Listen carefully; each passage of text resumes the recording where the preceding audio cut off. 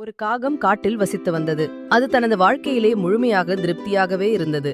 ஆனால் ஒரு நாள் அது ஒரு அன்னப்பறவையை பார்த்தது. இந்த அன்னம் எவ்வளவு வெண்மையாக இருக்கிறது என்று அது எண்ணியது. நான் இத்தனை கருப்பாக இருக்கிறேன். இந்த அன்னம் உலகிலேயே மிகவும் சந்தோஷமாக இருக்கும் பறவைதான். அந்த எண்ணத்தை அன்னத்திடம் சொன்னது. அன்னம் பதிலளித்து, நான் எனக்குள்ள சந்தோஷத்துடன் இருந்தேன்.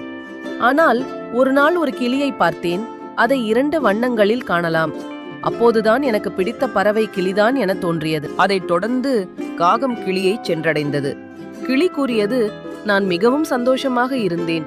ஆனால் ஒரு நாள் ஒரு மயிலை பார்த்தேன். எனக்கு 2 நிறங்கள் மட்டுமே உள்ளன. ஆனால் மயிலுக்கு பல நிறங்கள் உள்ளன. பின்னர் காகம் ஒரு மயிலை காண சிரேஷ்ட பூங்காவுக்கு சென்றது. அங்கு நூற்றுக்கணக்கான மக்கள் மயிலை காண வந்திருந்தனர். மக்கள் அனைவரும் சென்ற பிறகு காகம் மயிலிடம் சென்று, அன்புள்ள மயிலே, நீ எவ்வளவு அழகாக இருக்கிறாய். தினமும் ஆயிரக்கணக்கான மக்கள் உன்னை பார்ப்பதற்காக வருகிறார்கள். ஆனால் என்னை பார்த்தவுடன் மக்கள் விரட்டு விடுகிறார்கள். நீதான் உலகிலேயே மிகவும் சந்தோஷமான பறவையாய் இருக்கிறாய் என நினைக்கிறேன் என்றது.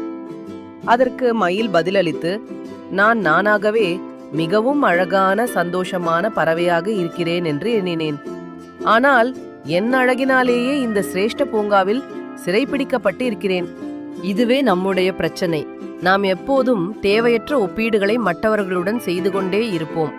அந்த ஒப்பீடுகள் நமக்கு மன அமைதி இல்லாமல் நம்முடைய வாழ்க்கையை களைப்பாக மாற்றுகின்றன.